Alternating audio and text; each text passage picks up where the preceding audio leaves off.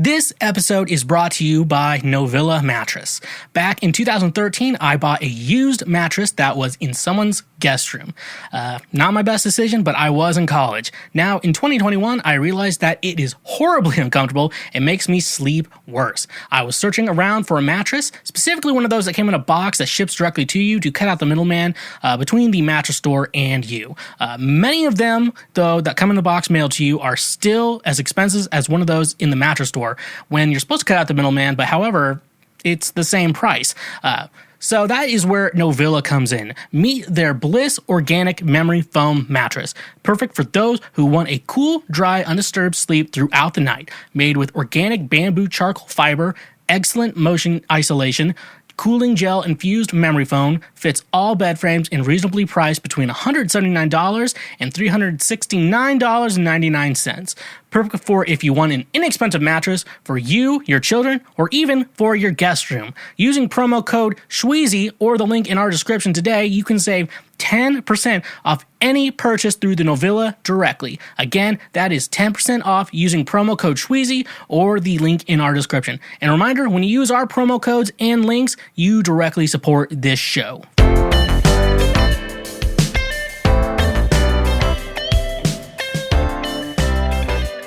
What is going on, my fellow Schwoke Lords?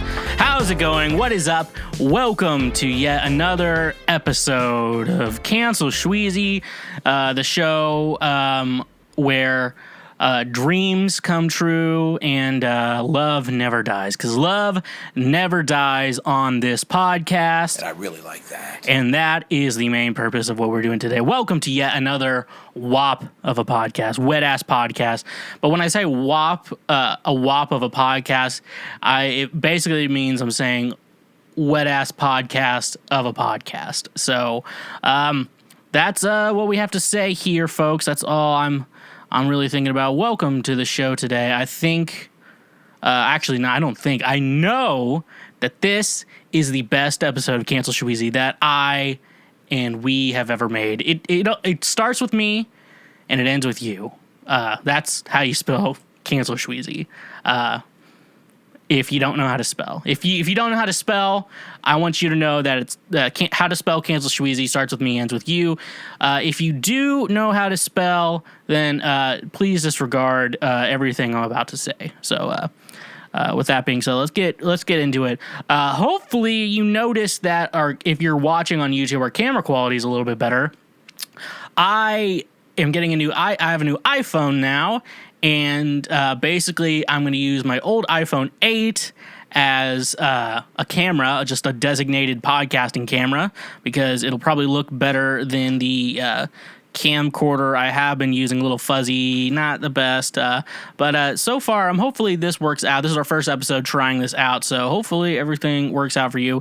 If you are looking, I'm trying to, I don't know, because I want to monitor myself, make sure everything's good, but at the same time, the camera is, I'm pointing to right now for all the video watchers out there, the camera. So I'm trying to look at the camera, but I'm also wanting to look at me, so, but I'm probably going to look at me way more. So I'm going to have to get used to that for a little bit, but you'll still get to see my beautiful face, hopefully a little bit more crisp, hopefully. Still 1080p, but just like a better looking 1080p. I'm using the front-facing camera on the iPhone 8. I could do this in 4K. However, I'm not sure if my computer would be up for doing 4K, and a majority of the show is just me sitting here, so I don't know if we really need to have this show in 4K. Yeah, if we do need to have the show in 4K, you can let me know. But, yeah, hopefully picture quality is improved from here, and everything goes according to plan. And I really like that. And hopefully with this new endeavor... Congratulations. You played yourself. That I don't play myself in regards to this. Audio is still going to sound exactly the same. I have a degree in audio. If you're looking on the camera, it's right where my thumb is. That is my diploma in music technology. Yeah. So, anyways, I'm gonna stop rambling, and go on from here. Fun announcement. It's announcement time. Let's do the drum roll, please, or what we consider a drum roll on this podcast. That I have a new EP coming out. This episode comes out on Monday. What's the Monday this episode comes out on? Do I need to look up the Monday? Looking at my computer right now. I'm recording this on the 9th because June 14th is the date this episode comes out. And on June 18th, my new EP. I have a new EP, a new 5-song EP. A continuation from my December EP, Ride or Die. I am releasing Ride or Die Part 2. And I really like that. And I'm really excited about Ride or Die Part 2. Mainly what I'll say now before it comes out, because it hasn't come out yet as of recording this podcast. I know the songs. I wrote them. But I kind of, I started using that mantra early 2020. And basically, more situations, more stories have come up. And I feel like that mantra is not dead yet. So therefore, I felt the need. I had 5 more songs in me to go with that. So I made Ride or Die Volume 2, which I'm really excited for. It comes out June 18th, like I said. And so hopefully I'm excited for y'all to get to listen to Part 2. I love Part 1. Part 1's really great. I really like all those songs. The thing with Part 2 to me is that I feel like all these songs could be in like an indie movie, which I kind of feel like is really cool. So I might be trying to get it in indie movies, FYI, for those of you listening. So go check that out. But you can check me out. Just get ready. Follow me on the music platforms. It's under Schweezy, Schweezy. There's another Schweezy out there, and he only has like one song called Kawakari or something like that. Mine's the one with more songs on it, and it looks like me as well. So that's that one. I don't want to tell that guy or whoever that is to like stop that shit, but can we like take the C out so mine has the SCH in it? That's what I fucking want. So yeah, go check me out. Apple Music, Spotify, Tidal, Deezer, Amazon, YouTube, anywhere, wherever you stream your music, it's going to be there, available and ready to go full throttle. This is the type of guy you get. So you got to go check that shit out. Go support me too. You can also support me by following me on social media.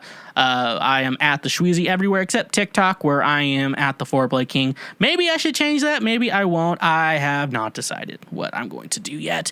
So go follow me everywhere there. You can also watch me play video games over on Twitch, twitch.tv/The Schweezy. That is where I stream. I stream every Thursday and sometimes on Monday. New season of Fortnite just came out, so I am excited to be streaming that for a minute. I'm going to be doing a lot of Fortnite. I feel like that is going to be the Schweezy of it all coming to you directly. And, I sometimes play Pokemon games, so I think the Twitch channel is kind of becoming Pokemon and Fortnite. So that's exciting. This is the type of guy you get. So go check that out. If you have an Amazon Prime account, if you don't know already, you can connect your Twitch account and your Amazon Prime account. And basically what you do, you get one free subscribe a month. Subscribe is basically a way to financially support a creator over on Twitch. And why not support Daddy Schweezy? This is the type of guy you get. So, so it's typically a $5 deal just to sub to anyone. But if you have Amazon Prime, like I said, connect the two accounts and you can go ahead and get one free subscribe. And why not help out Daddy? Daddy needs your help, and Daddy will get what he needs. So help Daddy. That's a great way to financially support, even if basically if you're already just paying for Amazon Prime. So that's a great way to help Daddy. One great way you can support Daddy is $5 a month. You can get ad-free episodes of all my shows. A great way to say thank you for being a friend, and a great way to just financially support me directly. You can also financially support me directly if you are getting the ads in the episodes. You can fuck around and find out with our advertisers. When some of you may know, with our advertisers, it's not just they pay me to talk about them. When you use our links, that's when we get the financial support from the sponsor. So it's like, we have Gamefly is one of our sponsors, so if you want to play video games, use our link to get Gamefly. That's the cool shit. If you're going to order alcohol from Drizzly, use our link. That's a great way to financially support the show and say thank you for being a friend, and don't be stingy. That's the most important part. Come on, Mark. Don't be stingy. That is a great thing. Don't be stingy, okay? But the free shit, if you want to do free shit, like this video, like this video. If you're watching the video, like this video, subscribe to us on YouTube, leave a comment on whatever the hell I offended you with this week. It is what it is. But if you're an audio listener, wherever you're streaming the podcast at, there's like a weird thing, like, do you check downloads and stuff? I'm like, I don't know. I just want to check the listens to me, because there's no use really in downloading a podcast unless you're going to be like legit offline. Like you don't have access to the internet to stream it or whatever. So check that, stream the podcast and subscribe to the show, and then leave a review if you're an audio listener. I know iTunes is the best one to do that for, because it really gives us a little heads up to all the great people over at Apple. Great way to say thank you for being a friend. So yeah, that's I guess that's all I have to say for this week. So Come on, Mark. Don't be stingy. is the real lesson today. So let's get into Previous Week Right Now. Previous Week Right Now is the show that I do in that helps you with the news. Now, a lot of us Americans, what we do is we read titles of news articles, and then we just assume that. But not here at Cancel Schweezy. At Cancel Schweezy, what we go ahead and do is actually read the entire article of the news that I filtered out, because you already know what's going on with President Biden. We all know what's going on with him. Maybe like the adult diapers, it depends. But things that I'm going to cover is what the mainstream media does not want you to know. So therefore, I think that's a Billie Eilish song. And I really like that. So let's just get into it. This is a good one. 17-year-old who pushed bear away from dogs in California says, "Do not do what I did." This is from USA Today. Now, I do have to play the video. Let's just, everyone just watch this video right now.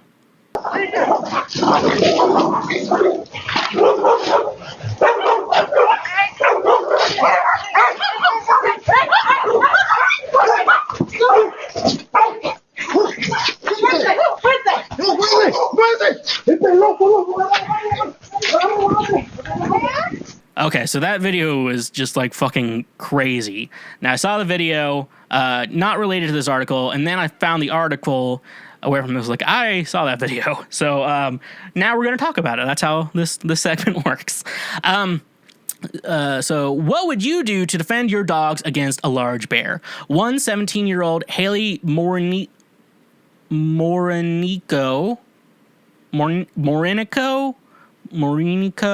Kansas trash mouth people, was shown on video dashing towards and pushing a bear off of her fence in a now viral TikTok post. The video, which has been viewed more than 68 million times, shows a bear climbing over a concrete fence and lunging at several dogs in the backyard. Morinico runs to the bear and pushes it off the fence with no hesitation.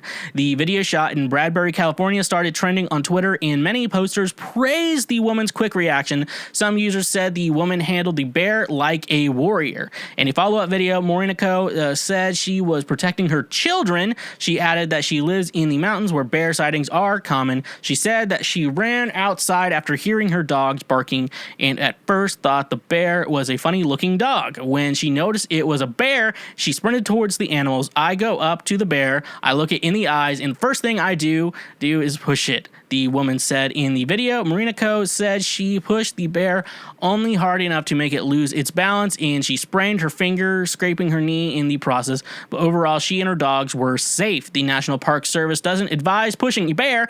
If you spot a bear, you should first start speaking calmly so the bear realizes you are human and not an animal. A scream or sudden movement may trigger an attack. The Park Service says it also recommends making yourself look as big as possible to the bear by moving to higher ground. If the bear stays still, you can slowly walk away sideways, keeping an eye on the bear as you move. And they are not inherently aggressive towards humans or our pets. Rebecca Barboza, a wildlife biologist at the California Department of the Fish and Wildlife, told KCBS she was reacting to the perceived threat of the dogs, and if this animal was inherently aggressive, those dogs probably would have been attacked, not just swiped at. Morinico herself urged people to not follow her lead.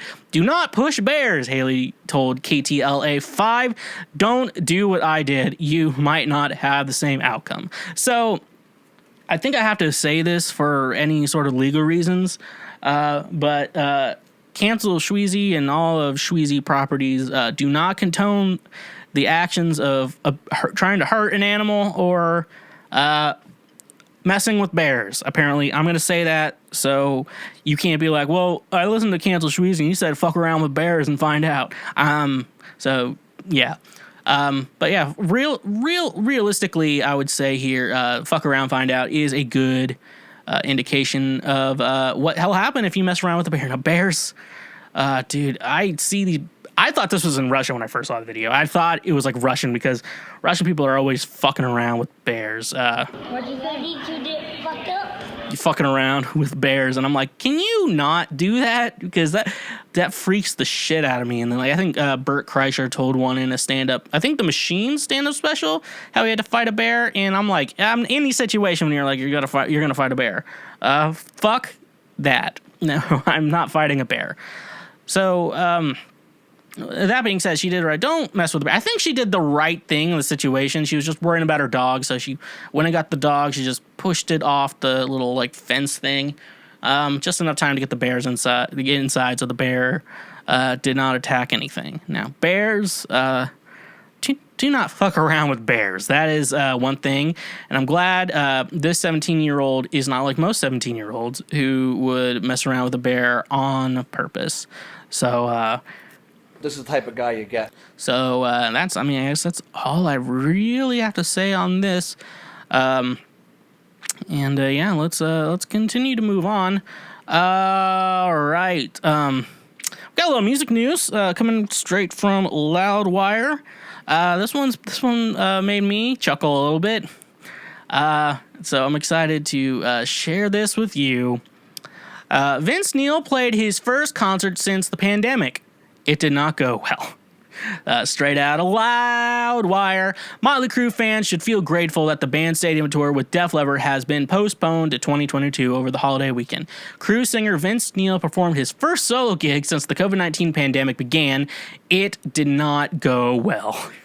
Vince Neil became a meme after Motley Crue's performance from Rock in Rio 2015 went viral due to Neil's especially poor vocal footage from recent Vince Neil solo shows also made the rounds online, which see the singer delivering more phoned-in vocal performances. In late 2019, Motley Crue manager Alan Kovic seemed to hint that Neil was working with a trainer to get in shape for a Crue stadium run, but a bizarre cameo video filmed by Neil didn't leave fans feeling hopeful. Vince Neil and his solo band headlined the Boone River Valley Festival in Iowa over the weekend, jamming a set of mostly Motley Crue classics. Neil's band opened with Looks That Kill before jumping into Dr. Feelgood, and though Vince's vocals on Dr. Feelgood did sink into Rock in Rio 2015 lows, the performance wasn't among the Crue singer's strongest. The wheels began to fall off when Neil launched into a cover of the Beatles' Helter Skelter. Vince seemed to forget the words to the Beatles classic while struggling to keep up with his band's down-tuned instrumentals. I was there front row seeing Vince 8 times, worst performance ever. He was reading the lyrics that his roadie taped on the floor while Vince left for a well-needed break. Okay, it's need. I think it's for a well-need break. One fan wrote in the YouTube comment section, no way he could do a stadium tour. Finally, 14 songs into the solo set, Vince Neil gave up while singing Girls, Girls, Girls. His voice completely shot. Neil walked off stage mid-song after addressing the festival crowds. Hey guys, I'm sorry. You guys, it's been a long time playing. My fucking voice is gone. We love you and we hope to see you next time, man. Thank you. Neil's band awkwardly continued to perform after Neil left the stage doing backing vocals to a non-existent chorus. I think the ending to it, is what made it good. I think. See, the thing is, like, we all play bad shows, but like the thing is, he's just like, you know what? I give up. I'm done. I'm out. Congratulations, you played yourself. So yeah, he should have finished the fucking show. I mean, even if it's gonna suck, at least finish the fucking show, or have the band also leave with you. So like, don't leave every shit like that. That's some shitty shit to do. Also, yeah, I mean, like, and then I said he's trying to lose weight, get in shape. Yeah, because I know if you're not in good shape, it's a lot harder to sing. That's just how it is. That's the way it is when you want it. Okay, I won't sing that. Yeah, so basically, yeah, I mean, it's okay to play a bad show. I don't think everyone expects it. It kind of sucks when you're the audience at a bad show, but at least pretend like you're doing a decent job. At least pretend that it's working well for you. Don't, like, just automatically quit. I'm like, this fucking sucks, man. Yeah, I guess that's all I have to really fucking say about that. Like, hey, man, at least pretend like you're doing good, even if it is bad. Yeah, I mean, that's all I can really say. Fake it till you make it. That's the real rules here. Fake it till you make it. That's what y'all should be doing in life, okay? That's, I don't know. I don't know how to tell you anymore. Let's go to this other article from Whiskey Riff. Do you get your news from Whiskey Riff, folks? Because I got this article from Whiskey Riff. That's what I have to say. All right, here we go. This one's going to be, this one's rough. This one's a rough one. That's rough, buddy. While son strips naked inside in dog... Wait, hold on. I started the wrong thing. Congratulations. You played yourself. Okay, woman does karate in Walmart parking lot, kicks out police car window while son strips naked inside and dog steals cornbread. All right, from Whiskey Riff, maybe a new friend of the show. You were thinking Florida. Always good guess, but this gem comes to us from the great white north of Eau Claire, Wisconsin. If I'm saying that wrong, Pretty bold of you little fucks to assume that I'm not God. According to KCBD, a mother and son, along with the family dog, Bo, I like how you don't name the two people, but you name the dog, wreaked havoc on their local Walmart. The Eau Claire Police Department identified 46-year-old Lisa Smith and her 25-year-old son, Benny Van, as the suspects. Investigators said the dog is named Bo. Dog named Bo. Cute. Anyways, moving on. This is like someone's internal monologue. All hell broke loose when Bo, who didn't have a leash, began running throughout the store. While Benny was trying to track down Bo, Lisa began tearing apart the store displays until security asked her to leave. She left the store and proceeded into the parking lot where she began to do karate until the police arrived. When the police tried to arrest her, she kicked out the back window of the police cruiser. Apparently, she's pretty good at karate. Meanwhile, Benny stripped off all of his clothes and is running around the store naked, eventually commandeering an electric scooter and trying to run over the responding police officer. Bo left the store with a box of cornbread mix in his mouth. Benny was charged with lewd and lascivious behavior, disorderly conduct, and retail theft. His mom was charged with disorderly conduct, resisting arrest, and a misdemeanor bail jumping. Bo, however, was left off with a warning because, you know, he's the dog. Classic Walmart. 1 minute you're shopping, minding your own business, and then next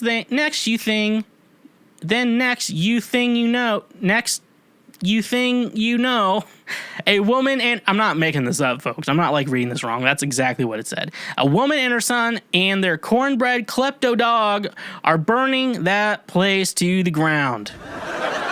Sadly, this is all just par for the course. Karate in the parking lot, naked men on scooters, dogs stealing cornbread. Just another day at your friendly neighborhood Walmart. Why is this someone's internal monologue put to words? And not even very well. That's the problem I have with this article. Like, nah, look. Look, I'm not surprised with the humans. I'm surprised the dog was able to get the cornbread. That's surprising. From what it sounds like, the son was trying to cause a diversion while the mom was trying to steal shit. Because apparently that was the plan. He get arrested, they bail out.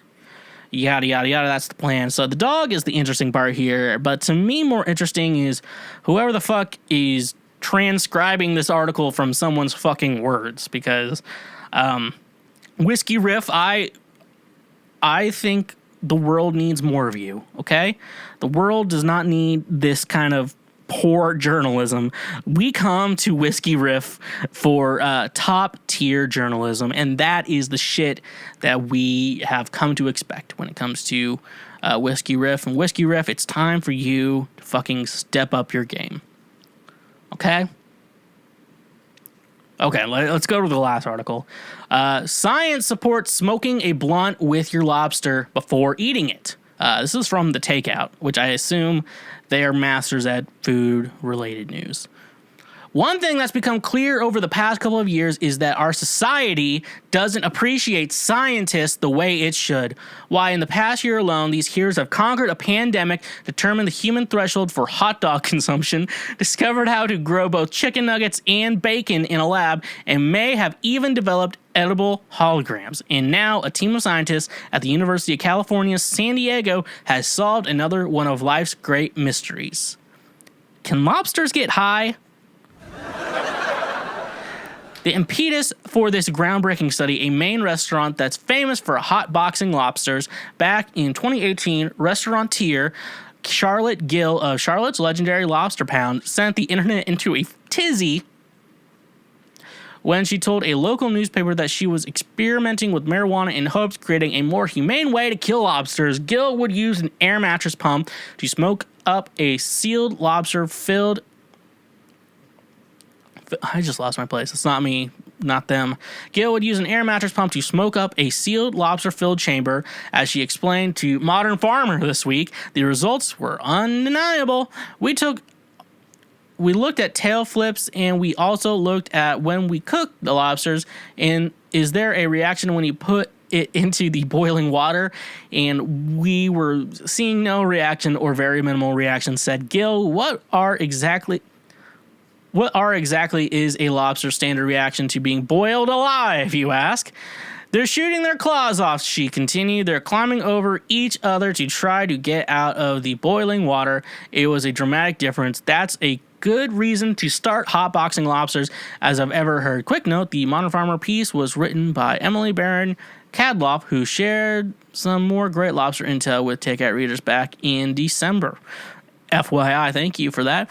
UCSD scientists mentioned Gill's experiments in the intro of their pre-published paper on the study, which is currently awaiting peer review, and confirmed that their research supports her results. After 30 minutes inside a sealed chamber gradually filled with THC vapors from an e-cigarette, the lobsters showed significant behavioral changes, though they remained conscious and were active enough to turn around, change direction, and walk about 20 meters. They were mad chill while doing it. The scientists note that more research is needed, but overall things look good for lobsters destined for your plate. If you're squeamish about cooking lobster at home, you might want to try sharing a blunt with them before boiling them. I want dead air, but I don't know what to fucking say about this shit.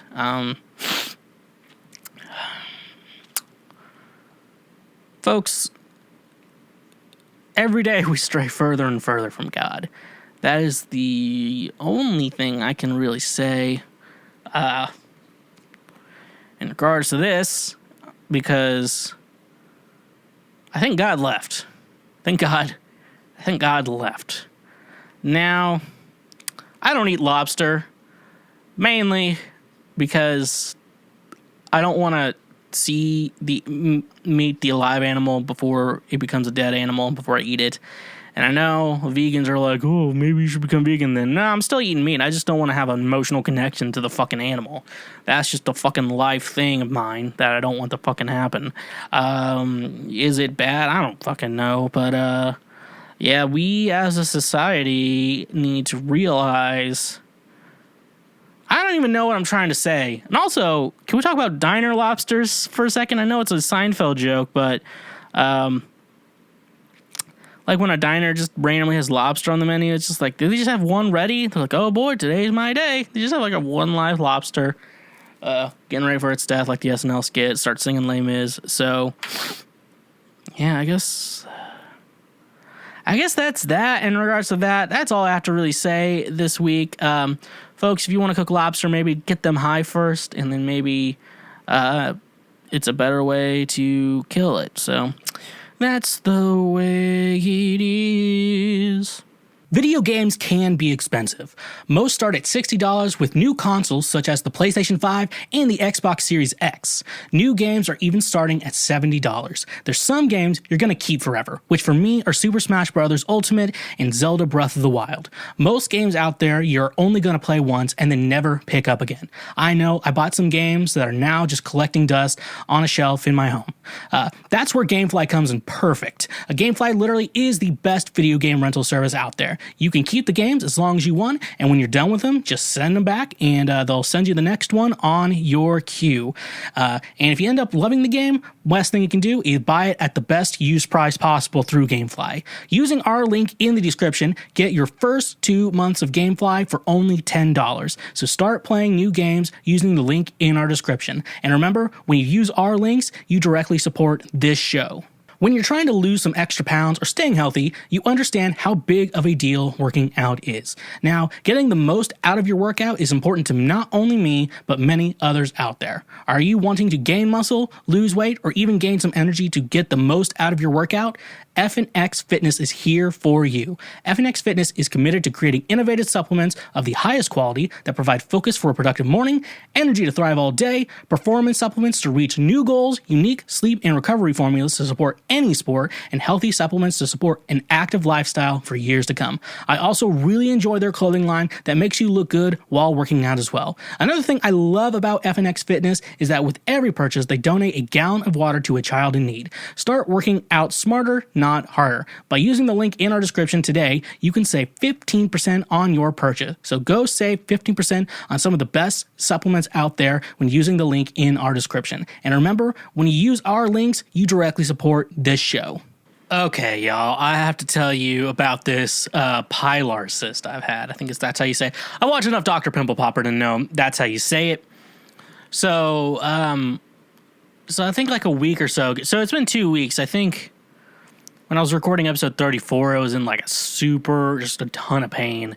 It was a pain. It was like I was taking these pain meds, like not the good kind, the ones that like normal people can buy. Like every 2 hours, it was bad. It was like pain. Basically, the thing is like throbbing, like stretching the skin. It was really bad. And so, it was bad on episode 34, trying to record it, and I was just like out of it. So if you didn't like that episode, that's why. And then a couple days later, eventually I was like put hot compresses on it. And so then it started draining. So I was like, okay. Because initially I thought maybe it's an infected pimple, and then it started draining. I'm like, okay, maybe this is an abscess. So like every day, like it kept refilling. I was like, okay, this is weird. When is it going to stop refilling? And then all of a sudden, I think last Saturday, so right at the day after I recorded episode 35, I like squeezed it, and this like weird chunk started sticking out. It was like, it wasn't any of the abscess. It looks like it was basically this weird chunky thing. And so I took some tweezers. It was directly right here in the back of my head. So I took some tweezers, went directly to it, and then like squeezed it and then pulled it straight out, and it was like a sack of grossness. Here's a picture of it. It's still up here for people who are grossed out by that shit. And now it's gone for, first of all, me hitting the mic stand, but now it's gone for the people who are a little squeamish in watching the video. So, yeah, dude, it was rough. And so, yeah, I thought it was an infected pimple, then an abscess, and I posted on Reddit, and they're like, yeah, that's a pilar cyst. Most people determined that it was a pilar cyst. But anyways, I have this like a little bit of there's a bald spot on the back of my head from where the hair fell out. I think I'm feeling the hair grow back. Is very short, but I'm hoping it all grows back. I have a wedding, and so I think I'm gonna have to deal with that shit. And see friends are like, yeah, I had a pilar cyst, and I'll just try to be confident about it and be like, you want to see a picture of it? Because I do still have a picture of it. So that's exciting for me to say to everyone else. But anyways, yeah, if you get a pilar cyst, that's rough, buddy. Don't do what I did and try to remove it yourself. Go to an actual dermatologist. They will actually be able to help you in regards to that situation. Don't do what I did and just like go on Reddit with what's this thing that just came out of my head. Yeah, that's a good thing. Speaking of, it's time for a deep thought. Oh my gosh, so deep. I fucking love it. So it is Pride Month, everyone. It's the month of June. It is Pride Month.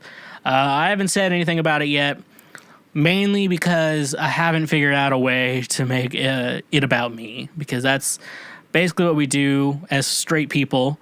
We decide to make Pride about us, and we have to figure that out. And I haven't figured out how to make it about me yet, so that's why I haven't said anything. But I was just having a very deep thought. Oh my gosh, so deep. I fucking love it. And I realized I see a lot of, a lot of women are just coming out as bisexual. And now look, before I'm going to continue to go on with everything I'm about to say, I'm not talking about I'm going to talk about being bisexual and pansexual.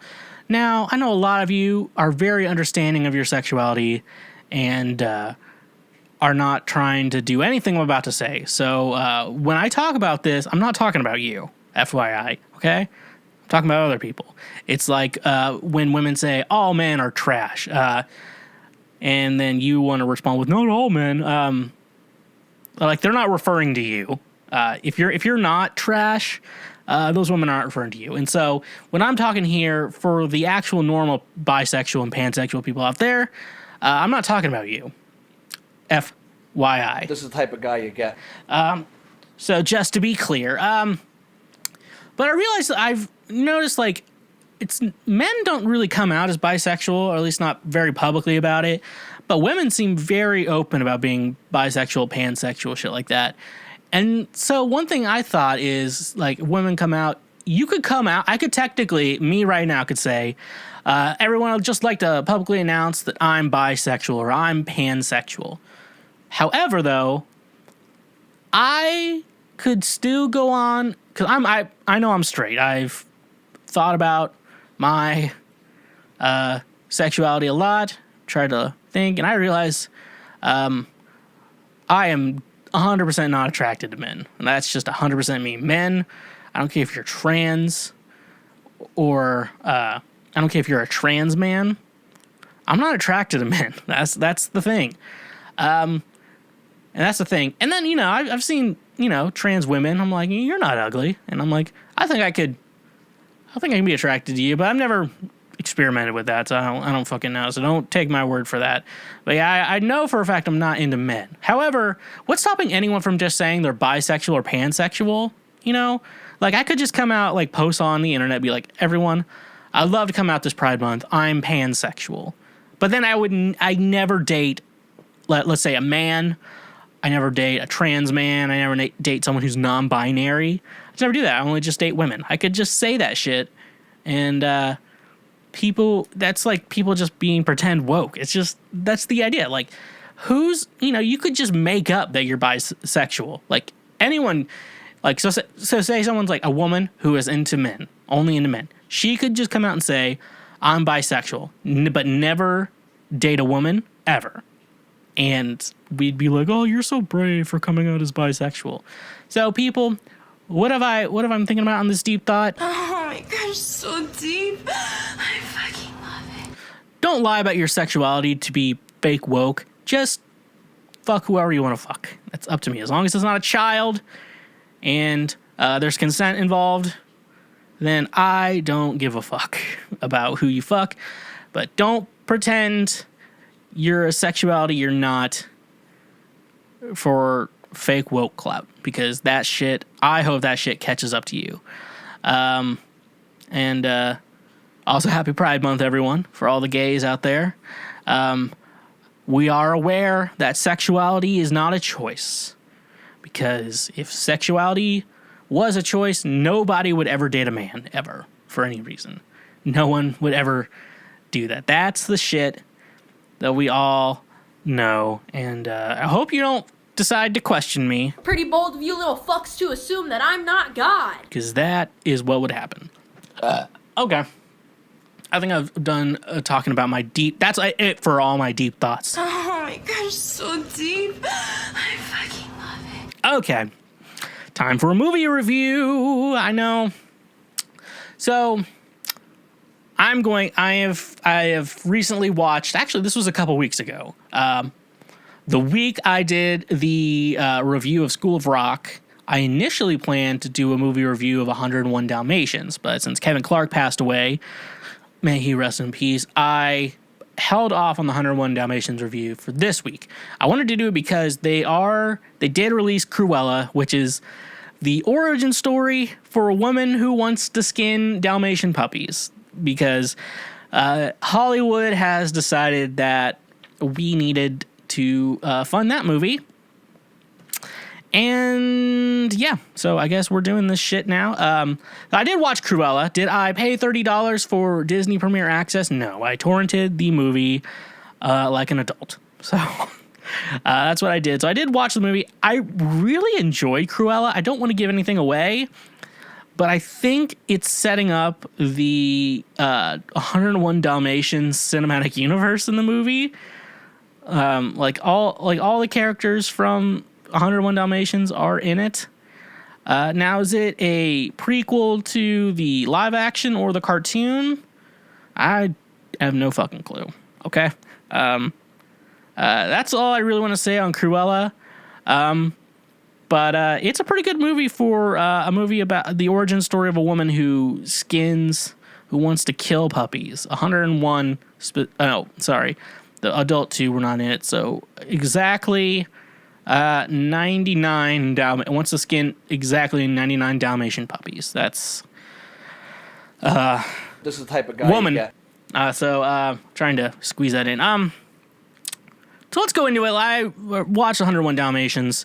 So let's get into it. Let's talk about 101 Dalmatians, the true origin movie. This is like the Captain America. No, it wouldn't be Captain America Winter Soldier. So this would be Iron Man. And then Cruella would be like the Captain America, the First Avenger of the 101 Dalmatians cinematic universe. So let's get into it. We're first introduced to Roger Radcliffe. Now, Roger is a struggling songwriter who's trying to create that one big hit. And he has a dog named Pongo, a Dalmatian dog. And like I said, we don't know where Cruella, the movie, takes into bliss, so I don't want to spoil that ending for you. He's a struggling songwriter just trying to, get a big hit. And his house is, like, messy and full of music stuff, which is kind of like how I live.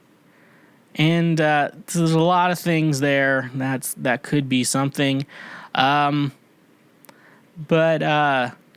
was like interesting, and I'm like, I hope my life is like him, like a single guy with just music stuff all over his home. And then we meet we meet Pongo, he's now the one in charge of this movie, and he's like, you know what, Roger needs to fucking get laid. And so he does what any dog would do and looks out the window, tries to hook Roger up, and there's a little bit of a gray area here, because it kind of sounds like Pongo is trying to get laid himself, but he's using Roger as an excuse, because he's looking at all these people with dogs, and then he sees Anita, the one woman with a Dalmatian, and he's like, we gotta get laid from them. So eventually they go to the park, and he's like, gotta go to the park, because, Anita and Perdita, or whatever that dog is, they... yada, yada, yada, they gotta meet. So, Pongo, wants to do doggy style with her dog. So so they go to the park, all these shenanigans, they fall in the lake, and then they're like, oh, now we're in love. And so now they're married. And then flash forward, now they're married.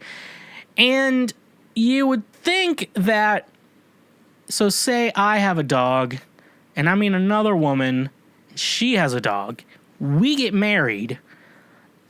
Are the dogs step siblings? Not in this movie, though. The dogs are now married too. So technically, we're going on technicalities here. These dogs got married and they're step siblings. So stepbrother, what are you doing, stepbro? This is the type of guy you get. This is the movie we're watching, folks. This is the movie I watched. So step sibling dogs get married. That's I mean, they're not. But we're not technically step siblings. We're not technically related. You're not my real brother. So we continue here.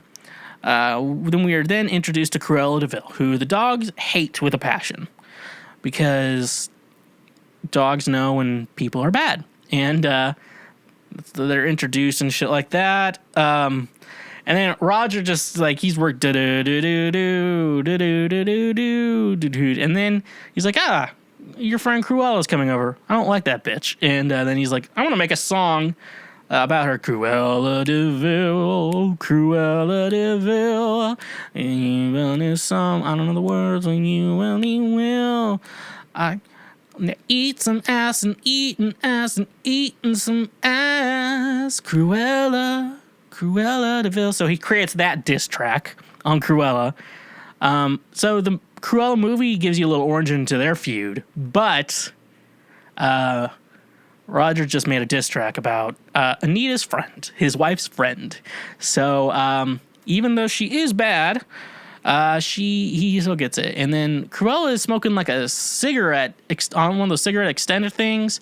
And now they wouldn't allow it in the new movie because Disney does not allow smoking, which is good for a company that primarily makes kids movies, to not have kids smoking, to not trying to get them to smoke, because smoking is the least fun and it's not good at all.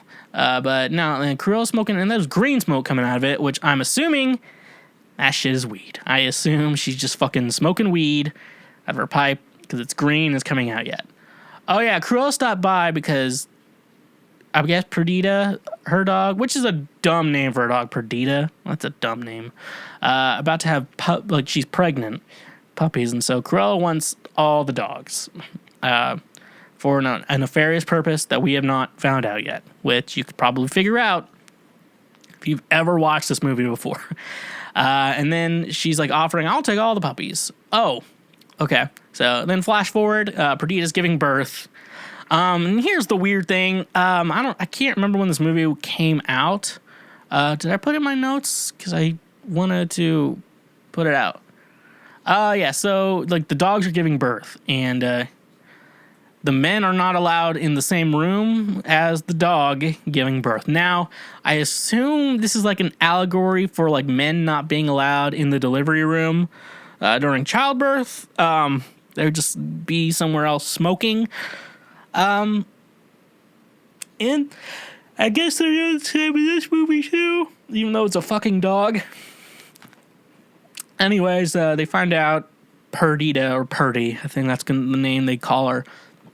They find out that Perdita has 15 puppies, but unfortunately now only 14 because one did not survive. And then Roger rubs the puppy for a very uncomfortable amount of screen time. I'm telling you, it was very uncomfortable. It was like rub, rub, rub, rub, rub, rub, rub, rub, like an awkward amount. Like you felt time just stop as he rubs an unconscious birth puppy. And then for some reason the puppy comes back alive and they name it Lucky. Did I remember any of the other puppies' names? Absolutely not. Because they eventually get to 99 of them. And I know what you're thinking. They only had 15 puppies. Isn't this movie called 101 Dalmatians? And I thought the same thing as you. This is not 100. They're about 84 Dalmatians short. And but we'll get to that later. Oh yeah, 84 ones short without the two grown-ass dogs. So Cruella is immediately there after the birth for some reason, and she's getting ready to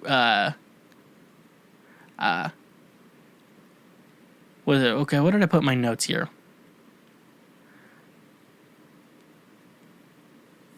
Oh yeah, so he's Cruella's like willing to buy the 15 puppies, and she's like, name your price, I don't care. Like, I have the money. And then I guess Roger, okay, here's what I wrote in my notes, and I'm trying to figure out my train of thought when doing this. It was a couple weeks ago. Roger really doesn't want to sell because he still wants his Cruella de Vil diss track to go platinum, and this is crucial to the plot. Okay, yeah, so apparently that's crucial to the plot, the puppies. So they're like, we're going to keep all 15 of these puppies and then 2 grown-ass dogs. So Cruella makes a dramatic exit, as you would, to someone who has already written a diss track and is going to try to get rich off your life. So that's the way it is. So, and I know we all listen to these reviews because you want me to find gay representation, Happy Pride Month, by the way, in Disney movies. Then we're introduced to Jasper and Horace, who are also in Cruella. I'm just promoting that movie for no fucking reason. And they're gay. They didn't say it in the film, but I just know they're gay. There are 2 thieves hired by Cruella, which you find out in the Cruella origin story that they're close, that they're all like family. So they are hired by Cruella to steal the dogs, all of them, just the puppies, not the big ones, apparently, just the puppies, from Roger and Anita, while after they're out for a walk and it's just the maid, Jasper and Horace just barge in. I think Jasper does a distraction and then Horace steals all the puppies. And they put the puppies in a bag. Okay? Have you ever thrown a blanket on top of a dog? They just run around like crazy. And, but apparently they were able to stuff 15 Dalmatian puppies into a bag. And it worked out okay. So, is there a story there? Probably. Something probably would happen. I mean, dogs piled on top of other dogs. I can't believe they would have some problems. Some puppies would be jumping out of that bag. I don't. Have you ever been around a puppy? And puppies are like energetic too.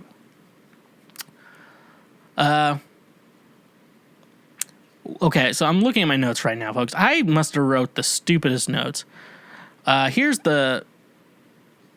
So after making the paper for their stolen puppies, the thieves are now wanting payments for the dogs they stole. Okay, and then... So that's what I wrote. And then Roger thinks Cruella stole the dogs, but they don't have any proof. So, therefore, they do not have a case against it. But they all go out for a search. And apparently how dogs work is Pongo barks his ass off, looking for 15 puppies. And that is basically like lighting the beacons of Gondor in regards to getting every other animal's attention in regards to this situation. Which then we're introduced to...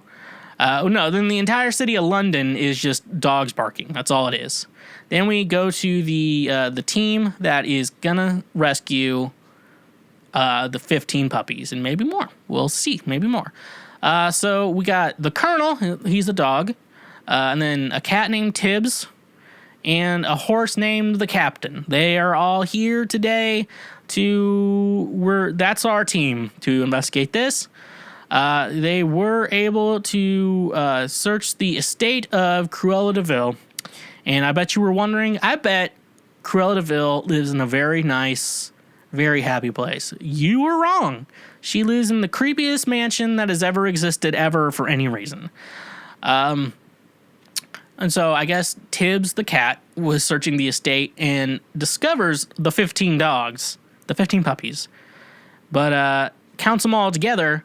Turns out 99 altogether. So with Pongo and Perdita, that is where we get 101 Dalmatians. So we got to the name of the movie and why it's called 101 Dalmatians. So we now are in a situation with 101 Dalmatians.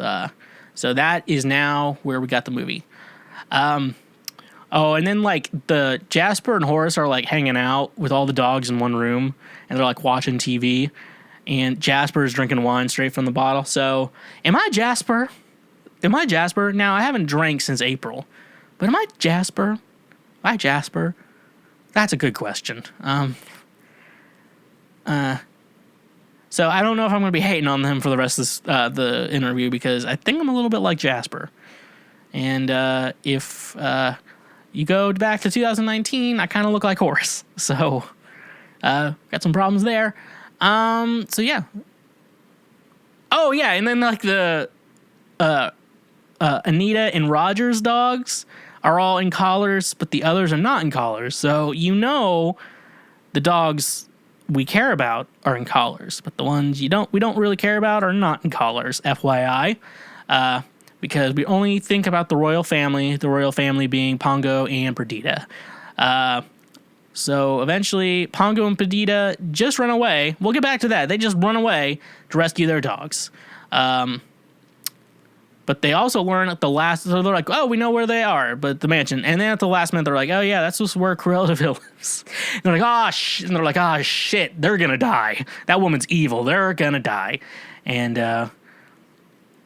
then, oh yeah, and I said Nips and the Colonel are on their way as well, but the Colonel does not move. It's just Nips. Nips is the only one doing anything in this. The other two are just there for, because I guess, I don't know why. I guess they just wanted a team there. So the dogs are still puppies. Now, what Cruella could do, because you learn why she has so many Dalmatians, is because she wants to skin them and make a Dalmatian coat. Now, here's some plot problems here. If we're going with the Cruella movie as canon to the 101 Dalmatians cinematic universe, she did have a Dalmatian-looking jacket in Cruella. It's not spoiling anything. You'll figure that shit out if you watch the movie.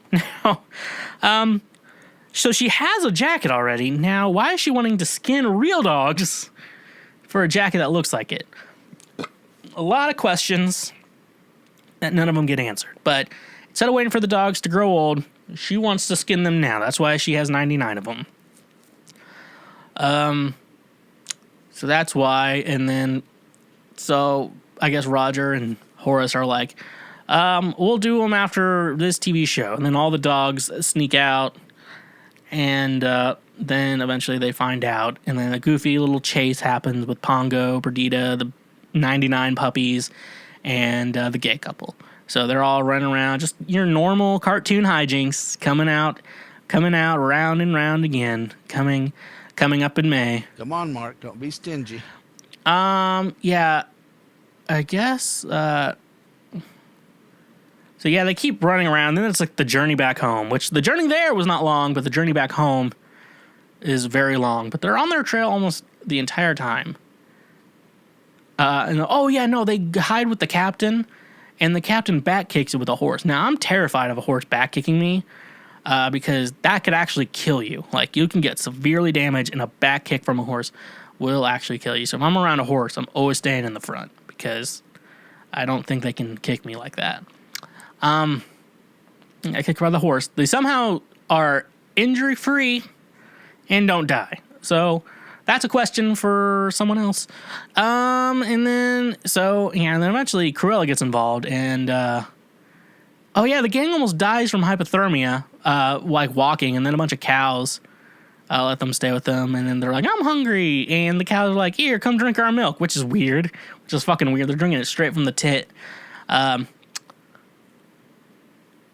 the dogs also look like they're eating real food at this point and not being breastfed. A lot of problems, and it was very weird of them to add a scene where the dogs are drinking breast milk in the movie. So they almost die of hypothermia.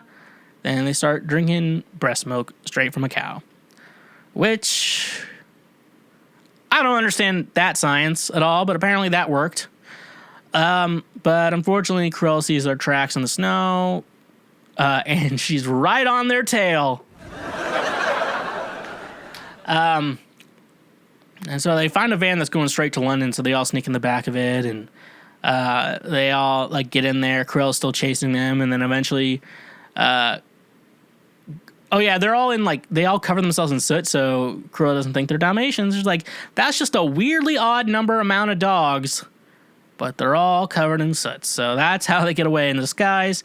Then eventually, Cruella's on their tail with a car, which you learned in the film is a DeVille. And that's how Cruella got her last name. And she ended up driving because there's snow everywhere. And they end up driving and going on a fast chase. And she ends up in the creek because she was driving irresponsibly. So do not go on a high-speed chase in the snow for Dalmatians in a DeVille car. This is the type of guy you get. So eventually time has passed, and Roger and Anita are wondering why our dogs ran away. But then they also realize we're rich now because my diss track about Cruella went platinum. And guess what everyone did? Everyone. And I really like that. Everyone really liked it. So, but it's Christmas. And then all the dogs come storming in at once. And so you got Pongo and Purdy. They wipe off all the soot on them. And they count all the dogs that just showed up. And they realize they're now the owners of 101 Dalmatians. They said the name of the movie. And then the movie ends like, we're going to buy a farm and let all the dogs live there, a Dalmatian plantation. And then the movie's just straight ends. Like, okay, the ending just happened, and there's no time to breathe. So, I guess we're just going to live on a farm. The end. Like, what? Could you show the farm a little bit? Wonderful life we have here with all these dogs. And then the end. So, that is 101 Dalmatians. Now, what did we learn from this movie? Because I feel... Is there a lesson to be learned in every movie? No. But is that going to stop me from trying to find one? No. I'm going to find a lesson. So what did we learn in this movie? If you try to make a fur coat out of dogs, you will crash your car into a creek. And then they will make an origin film about you. And the problem I have with the origin film is that Emma Stone is very pretty. And is a very pretty, beautiful woman. And now we all have Cruella de Vil kinks, and that's not cool, because she looked like Yzma from Emperor's New Groove in the cartoon, and Glenn Close in the live action, and so now we're all attracted to Cruella and think of her differently, and the origin movie messed up the whole purpose of this movie, folks. So that's my review of 101 Dalmatians, an animated classic that I have a lot of problems with. We've been going through this pandy for over a year now, and any responsible human would groan at the idea of leaving your home. Why should you have to leave your home to buy alcohol either? That's where Drizzly comes in handy. Drizzly gets all your favorite beer, seltzer, wine, whiskey, and much more delivered directly to your home. With their easy-to-use mobile app, we are getting one step closer to never leaving our homes. You know, it's saying something when it's being praised as the Amazon for liquor. I use Drizzly at least once and sometimes twice a week, and it's so easy that going to the liquor store is a thing of the past. So using our link in the description today, you can save $5 off your first purchase through Drizzly. Drizzly has proprietary ID verification technology that provides to its retail partners that allows drivers to scan IDs for more than a barcode to make sure the purchaser is over 21 years old in the US and of legal drinking age in Canada. Retailers on Drizzly may have a minimum order or delivery fee, so using our link in the description gets $5 off your first order with Drizzly. And remember, when you use our link, you directly support this show. I live alone, so cooking can become very sad when cooking for one. That's why I order food from local restaurants often, because I know they're struggling and I know I don't have to cook when I'm feeling depressed. That's why I absolutely love DoorDash, because they have been my food savior during this pandy. If you don't know of DoorDash, they bring you food you crave directly to your door. With over 300,000 partners in the US, Puerto Rico, Canada, and Australia, you can support your local favorites and your favorite national chains such as Chipotle, Wendy's, and even the Cheesecake Factory. Your favorite restaurant is still open for delivery. Download the DoorDash app from the link in our description. It's all contactless delivery to keep my community and yours safe. Get $10 off each of your first 3 DoorDash orders over $15 when you sign up using the link in the description. Treat yourself like the king and queen you are and order from DoorDash today. Again, that's $10 off your first 3 orders over $15 when you use the link in our description. And remember, when you use our links, you directly support this show. Do you have problems? Well, not anymore, because I'm about to solve all of them, because your problems are rough. That's rough, buddy. And I'm here to solve all of them. It's time for Ask Schweezy. The week I give you, you ask me, or you have relationship problems, and I'm here to solve them. Let me get my hair looking good. Looks like it's already fallen down. And yeah, let's get into it. I have a lot of fun chats today. Let's go to the first one. Why does it calm me knowing my ex still thinks about me? Be gone, fuck! Knowing my ex is mad / is still thinking about me weirdly satisfies me and calms my anxiety. I recently found out he blocked me on social media and we haven't even talked in months. Why does this make me feel calm? I've also been so anxious these past months, and knowing he thinks about me just made me at peace. Is there something psychologically wrong with me? We ended in bad terms, so is this a natural feeling? I wish him the best in everything, though. Sounds like you won the relationship. You won the breakup. Usually there is a breakup, and usually a lot of times one person necessarily is the winner. Even when they're like mutual, I feel like there usually is a winner to a breakup. I been on both sides, folks. But I can tell you, I think there's like a satisfaction knowing you're wanted. I want to say that you have that feeling like you're wanted, and so it's just very satisfying knowing that. And you know that he's mad at you, and because I think there's thoughts that you're living rent free in his head, and that is a nice thing. It is.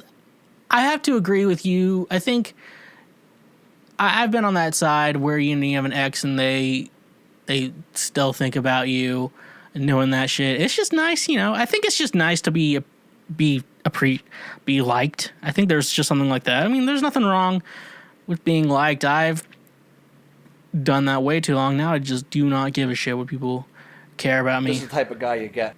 So, yeah, I mean, I think that's going to be the main thing I would have to say. It's just satisfying. One, like, you're winning. You're doing good, and that annoys them. I think, and there's something about your haters. We know one, here, this kid's father. What'd you say? He too did fucked up. Being a hater. When people hate you because you're doing good, it's really nice. I think it's just a nice feeling to know that you are wanted, and it makes someone mad that you're doing so good. So it looks like you're doing good, and I think that's what should make you happy. Chase that feeling, but don't be an asshole, okay? Don't be a bitch about it. I identify as a fucking threat. Okay, so yeah, I think that's all I'm gonna have to say in regards to that. So just enjoy that winning feeling.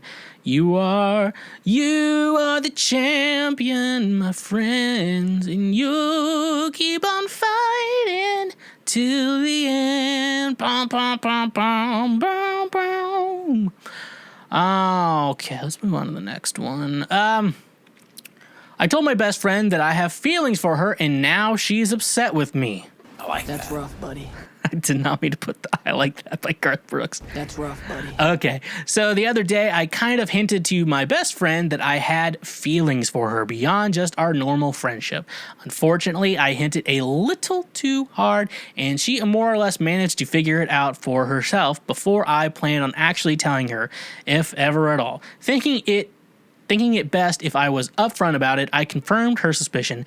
She walked away without saying anything more to me. Later, she texted me explaining that while she didn't want to end our friendship, she felt uncomfortable knowing that I had feelings for her and wanted to distance herself from me for a while. I apologized and told her that I understood and felt she was right.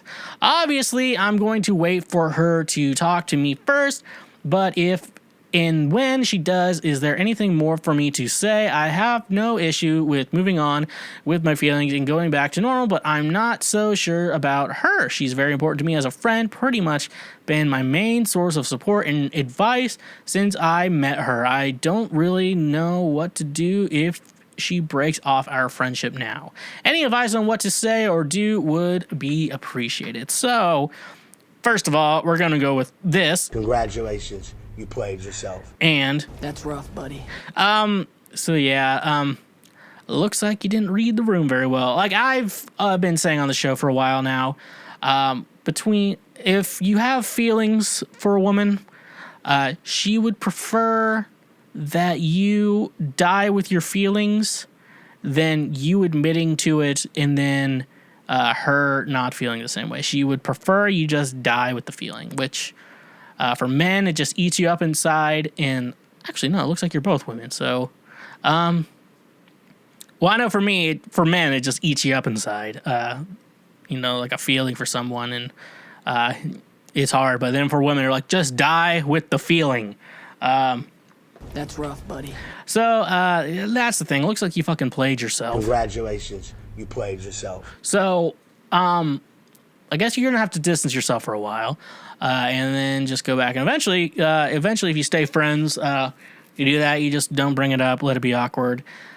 One thing I would suggest though is maybe treating it like, hey, now I'm no longer into you, so let's just be friends, and that's all we'll be. And then eventually she might get jealous, and then we start talking to other people. Maybe she'll get a little jealous because she knows she had you first, but now she can't have you, and that's going to make her a little jealous. And for some reason, that's how women work.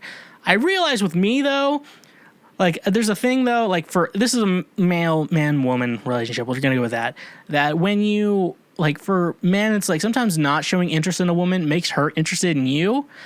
I've done that, and I'm pretty sure she has still never...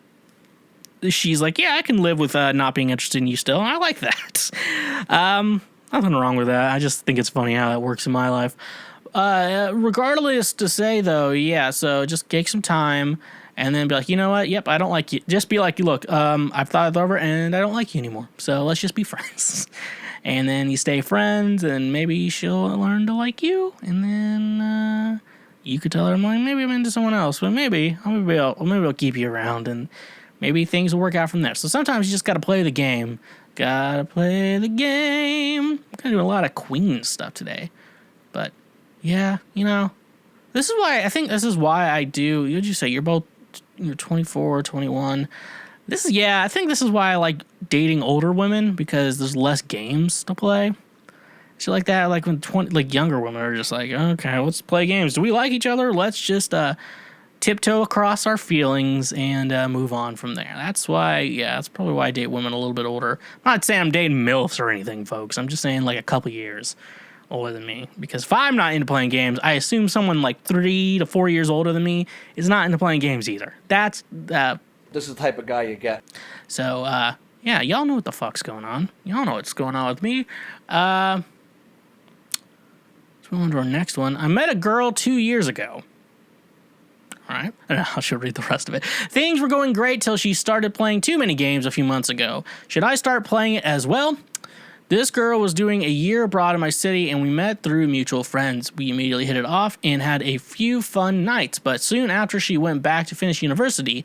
Less than a year ago, she calls me quite tipsy and tells me she misses me and hasn't been able to stop thinking about me, about the time we spent together. The relationship started to develop. We were constantly texting and had some fun dates over FaceTime. She kept saying how great it would be if I went to visit her.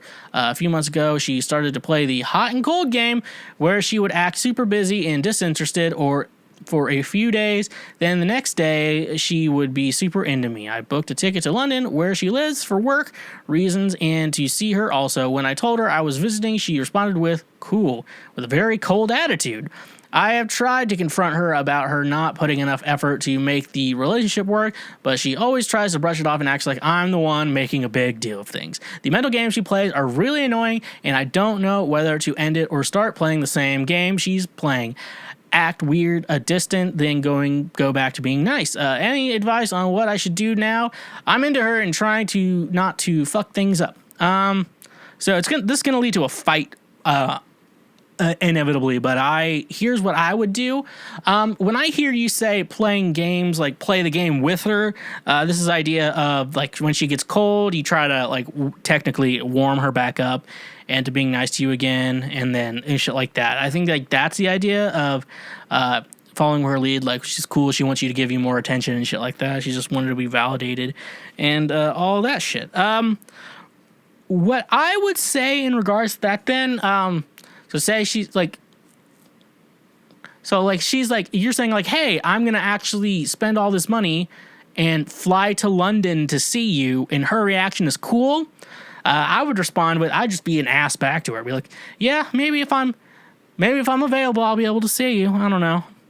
Shit like that. I'd just be like a dick. And then every time she's being cold, just be cold back to her. It's like, I don't know. I'm not that into you. It's like, yeah, I'm probably not that into you either. That makes me not interested in you either. I think you just kind of like go back and forth with her. And then she's like, why are you doing this to me? I'm like, you're playing games. You need to stop this. We got to act like fucking adults. Because that's what fucking adults do. We talk about our problems and we talk about our feelings. So if you want to play this game, I will be a dick back to you because I don't need you. I'm fine exactly how I am. And that's the thing, though. Do not be a fucking simp for her. I haven't got to use that properly in a while. Do not be a fucking simp. You got to let her know that you're not into this shit. And that's what I say. If I don't play a game, I'm just like, all right, I'm not going to play this game and do that. So if you don't want to see me, I'm not going to see you. And then eventually she's like, I don't want to see you. Okay, I'm like, all right, then why don't you say that with your fucking words? We're fucking adults. I'm not like talking to like a 3-year-old who doesn't know language. Like, don't be angry. Use your words. Use your words. Come on, use your words. You gotta tell. I'm like, don't. So, or and if it doesn't work out, like I'll say, date a woman like a couple years older than you. They'll stop with the games very quickly. I think it's just younger women. Because I have whole lives ahead of them, I guess. I don't know. Now I'm sounding like super misogynistic, so I should probably like stop that. That's not what I'm meaning. It's just kind of, it's more or less on my mind of having a more mature, dating someone who's more mature. Now, maybe saying like older is not, my opinion, like a little bit older is just a nicer way to get like I'd like to date a more mature person, not like a very immature adult. I would like to date a mature adult, which... Like, oh, she could be 22 and a mature adult. That's not, like, out of the question. So I probably sound misogynistic. So that's what I'm trying to get at when I say that. So that's all I have to say there. Let's move on to the next one. I am having a hard time accepting my girlfriend's new tattoos. Okay. Me and my girlfriend have been in a relationship for about 7 months now, while recently becoming an official couple since a couple months ago. Leading up to that point, we were more of a casual thing. So you could say there's now a level of commitment, which was quite scary for the both of us, especially me, since I knew she has a liking for piercings and tattoos, and the thought of her getting an amount I don't find attractive might end the relationship, as I would ideally like to be attracted to my partner. She has been getting tattoos here and there every so often, and overall, I don't really mind them, but over time, the amount is starting to decrease my attraction of her. She has 7 overall at varying sizes. Now, here's what I'm not sure about. I can't tell whether or not tattoos are a deal breaker for me. I think I can just about accept the one she has so far, but I'm pretty certain if she were to continue getting more, my attraction would go away to the point where we would have to end things. I really care for her, so I have been trying my hardest to accept them and constantly keep communication open about them. She has also been very respectful of my opinion on them, and she always asks for my advice when getting them. I'm just terrified that I may have to break up with her if she continues getting more, and even though me not liking tattoos are my preference, it still makes me feel guilty that she could be with someone else who loves tattoos. It feels like I'm holding her back in a way. Just curious what you guys would do in this situation. Any comments are greatly appreciated. So, sounds like tattoos are a deal breaker for... Now, there's like deal breakers for people, but then there's like the deal breakers that you're okay with. Deal breakers that you can go a little bit far away with. Like, I know a lot of guys who are like, I do not like fat women. They're like, I do not want to date a fat woman. Which, I mean, that's like a preference, but at the same time, first of all, you got to look at you. Look, I typically go with the rule that if she has abs, she's probably going to go with someone who has abs. That's just, workout abs, go with workout abs type men and women. That's just, that's the way it is. Yeah, that's a thing there you need to realize. But also, it sounds like, so say you're not into fat women, but also, like, you look like me or Micah. Hashtag pray for Micah. Basically, you're like, okay, she has a couple pounds. You got to deal with it. And also, I don't want to say I don't want like a fitness model to date either. I'm like just ruining myself today. But yeah, it sounds like you don't like tattoos. Now, this is a very superficial thing that you don't like. You don't like her tattoos, and that's like an appearance thing for you. Now, a big appearance thing for me would be body hair. Like, we're gonna go leg hair and armpit hair. That's where we'll go. That's where I'll go. The bush that we all think about can be discussed, but I'm not going to get into that right now. I prefer a woman with no armpit hair and no leg hair. That's just This is the type of guy you get. if you'd like to say that. What I will say in continuing this, yeah, she's like, I'm gonna grow out my armpit hair. I'm like, yeah, maybe you can go find someone else, because that is fucking disgusting. And now it doesn't sound like you like tattoos, so it sounds like on the superficial looks level, you're not liking her that much. And if she wants to get more it's her body, so you can't really control that shit. Unless you get her pregnant, then you can control your semen getting inside her. But also, she gets to decide she wants to keep it. So what the hell am I trying to say, folks? Trying to say is, if her getting tattoos is going to be a deal breaker for you, and it like makes you not like her as much, maybe it's not going to work out for you. There's a lot of guys out there who like tattoos. I like a girl with tattoos. I think it's cool. She looks badass and like looks like she's gonna like. I like a woman who's, you like a woman who's like a little bit scary. You're like scary, not crazy. Like, ooh, she's gonna. I think we're talking about like goth. I think I'm talking about like goth chicks right now. But anyways, though, I think what I'm gonna have to say for you there is it sounds like you're probably not gonna like her tattoos for much longer, and That's rough, buddy. so I don't imagine that working out for you. So tell her, Be gone, fuck! when the appropriate amount of time comes. So that's the way it is. Like my hair is like falling down right in the third segment. Isn't that crazy? Okay, next one.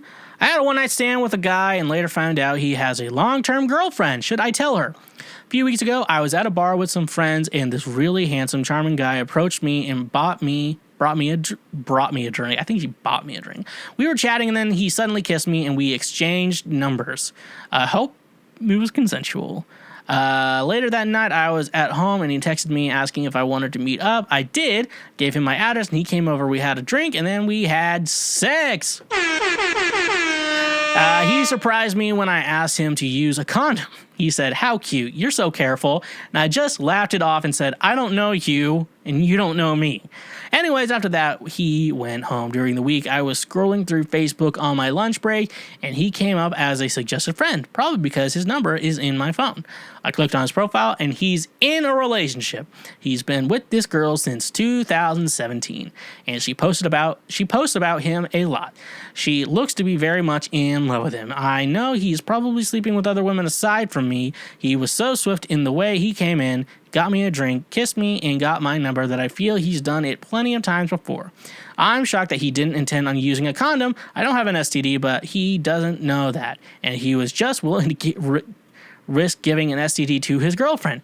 Maybe he has already. I'm also not on any birth control pills, so his willingness to take the risk was surprising. I was so torn about what to do in this scenario. I considered making a burner Facebook account and messaging her, or not getting involved at all, or asking him what's going on. I didn't decide on a solution. And then this weekend just passed. He messaged me again on Saturday night asking me to come out with him. I left him on red. Should I message her? Do I do it from a fake account? Okay. One thing is for certain in regards to your situation. Anyways, you're the third party in this situation. In regards to should I tell her, should I not tell her, that is 100% up to you. I should not be the one to give you that. You do what you believe is the right thing to do, and what you believe is right is going to be the right thing. That's going to be a gut decision that I cannot make for you in regards to this situation. Next thing, he said he didn't want to wear a condom. Now, good on you for forcing him to wear one. I don't get guys who want to raw dog a stranger. So because to me, like I've gone over this before, I'm going to go over it again for anyone new here. The rules on birth control in regards to a partner. One night stands, hookup type situation, that's condom. You don't know each other very well. You don't know if either one of you has something. You might not know it very well at all. That's just who it is. And especially in this guy's situation, he's cheating. You don't want to give his partner an STD. That's just the situation. So when hookups, one night stands, you got to wear a condom. It's not fun for the men out there. I know. But anyways, there. A more friends with benefits, serious type of relationship situation.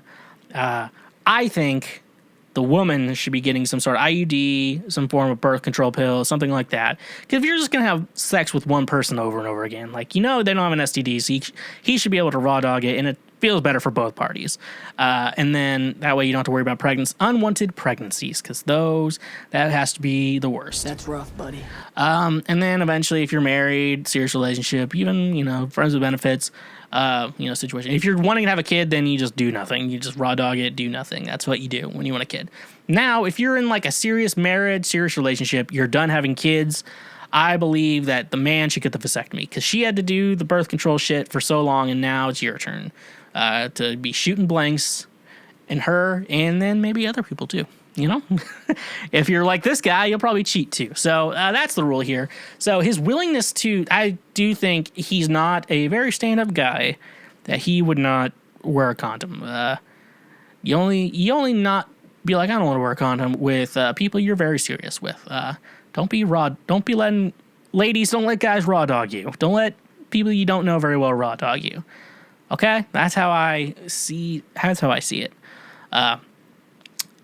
That's how, let's see. So the final thing I want to go into in regards to this would be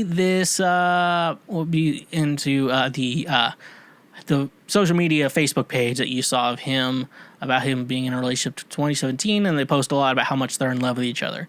So I'm a big believer in people who post about their relationship way too much on Facebook or Instagram and shit like that are not in a good relationship. The relationship is struggling and it's not very good. My parents do not post a lot. They only post randomly if they go on vacation. They post a photo together. That's like my parents. That's what my parents post. That's like all they post of their relationship. Maybe if it's like an anniversary, you post something like that. The anniversary, you post that. Like, my parents don't do much. They also probably don't know how to use Facebook very well. So that's probably another great thing. And that's why I'm very happy they don't overshare their lives on the internet. And then my friend, basically all my friends are married, and they do not post about their marriage ever, except for the appropriate times to do so. So that's also very great of them. I'm very happy. That's how I know. That's a red flag if I notice.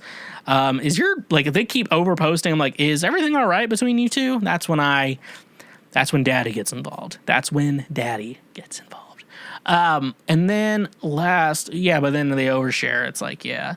So I think the relationship might already be struggling in regards to that. If they're over posting about their relationship and she looks very much in love with him, I think she's trying to save the relationship. So she might know he's cheating on her, but also, like I say, you haven't talked to her. You don't know the situation. So I want to recap my answers. I think there's 3 answers to this.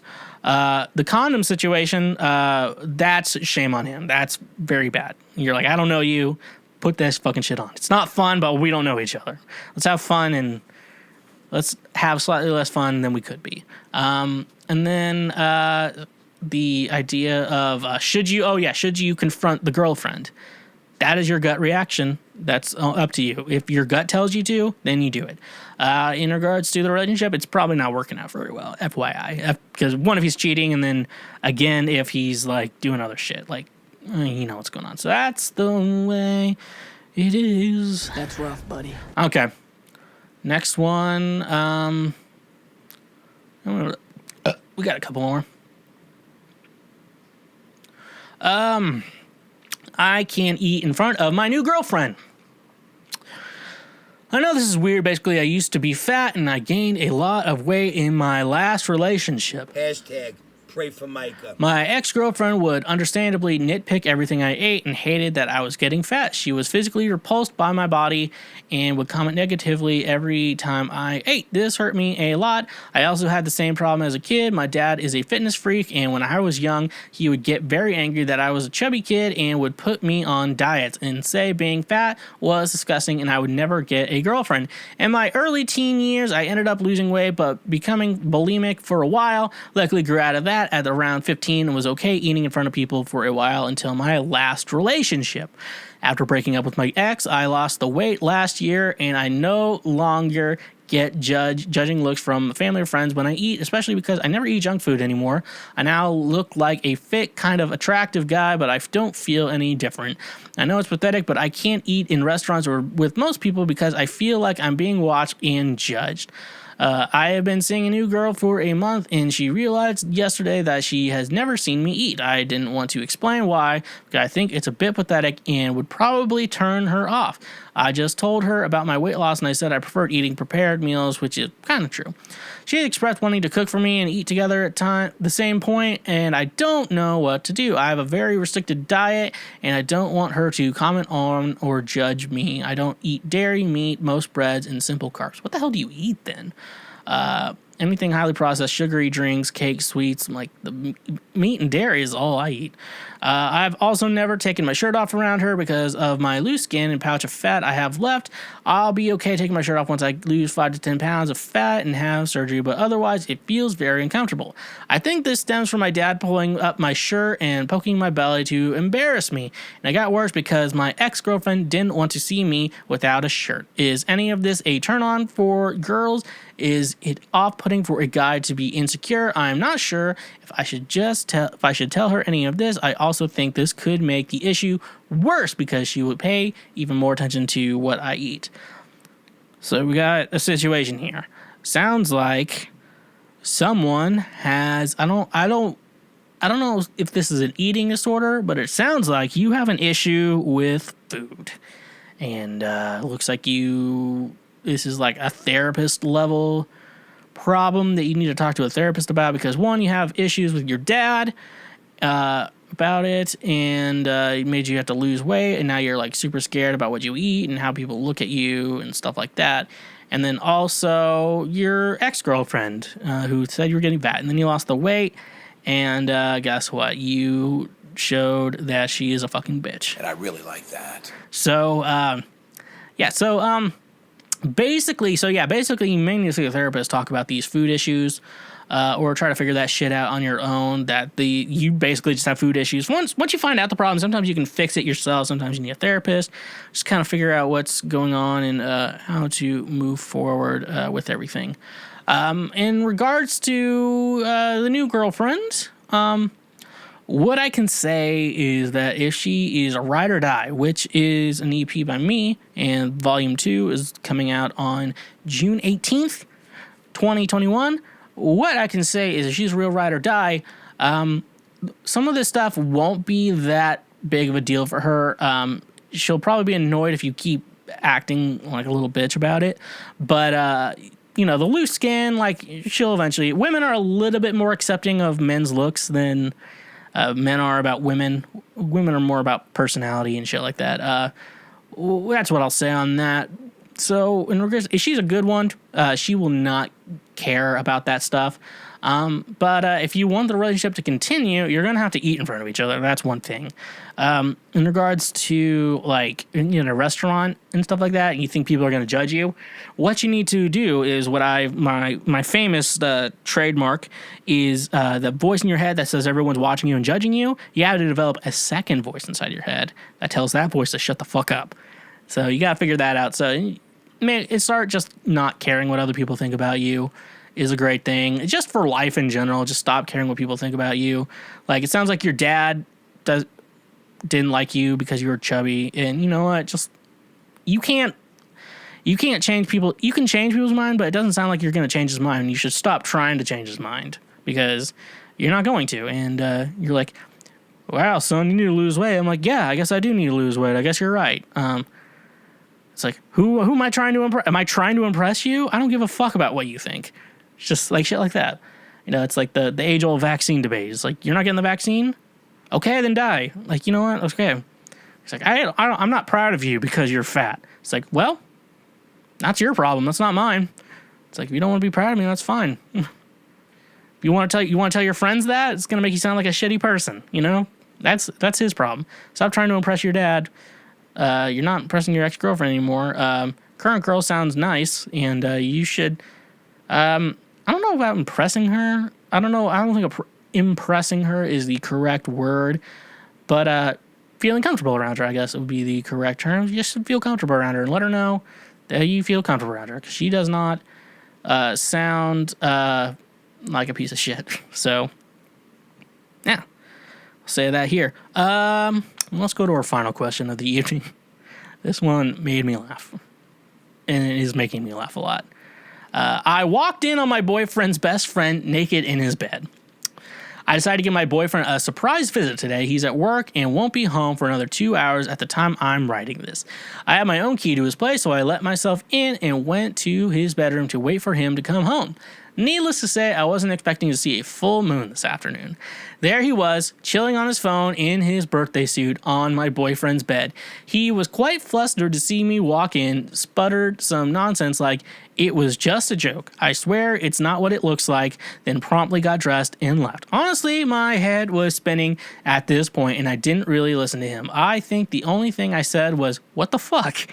Let it be known that my boyfriend is bi, and his friend is gay. They were friends with benefits before we started dating, but my boyfriend assured me that there was no sexual or romantic feelings between them anymore, and that it was just a few drunk hookups, and that he claims to not have even enjoyed all that much.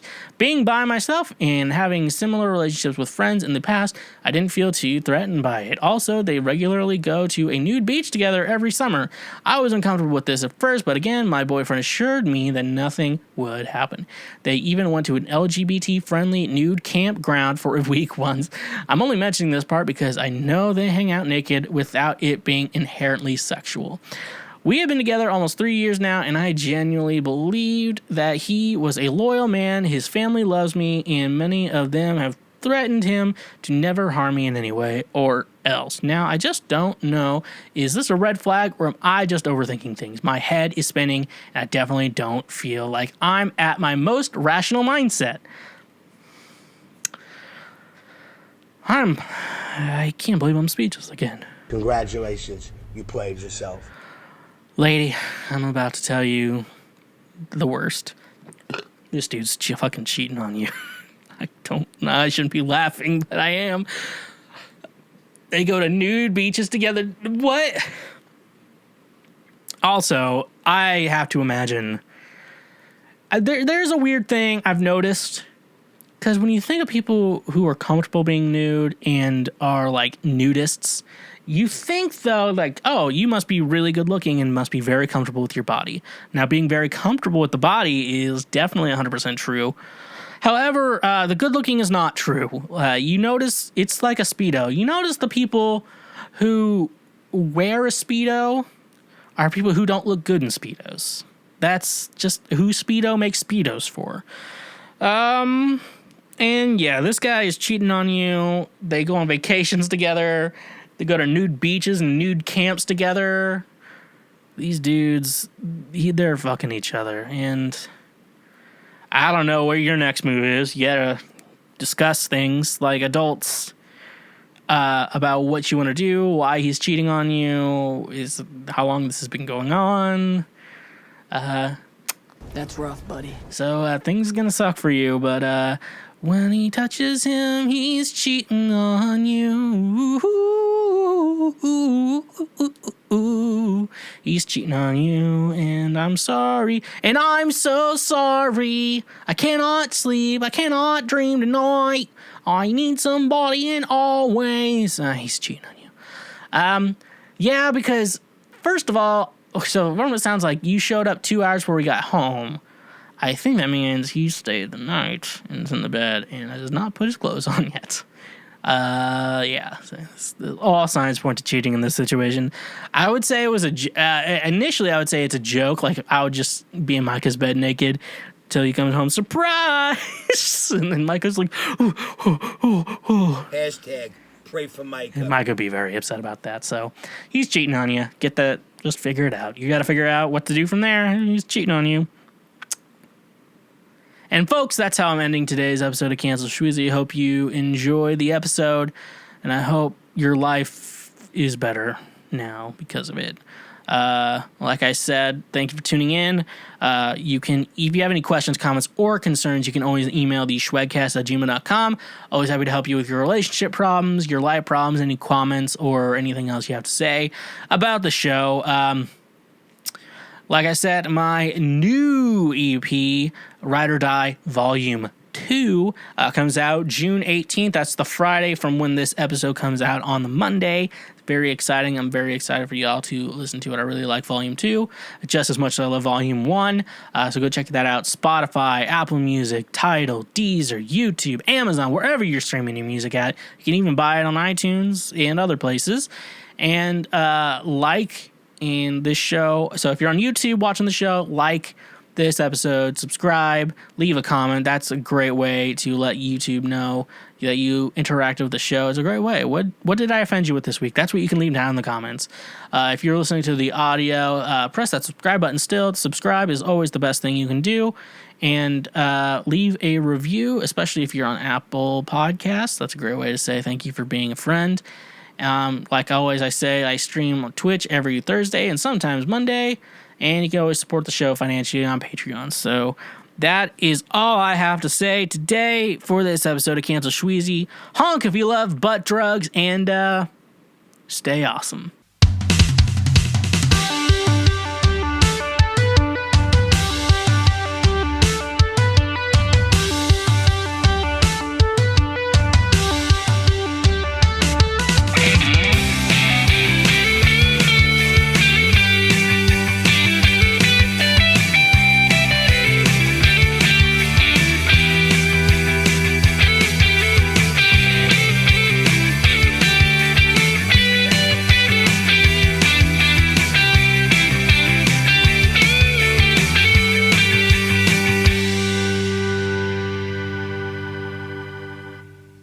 Hashtag pray for Micah. Hey there, my fellow Schwoklord. Thank you so much for finishing that episode. It means a lot to me. If you want to support the show even further, check us out on Patreon, where you can get ad-free episodes of all my shows. Once again, thank you from the bottom of my heart, and stay awesome.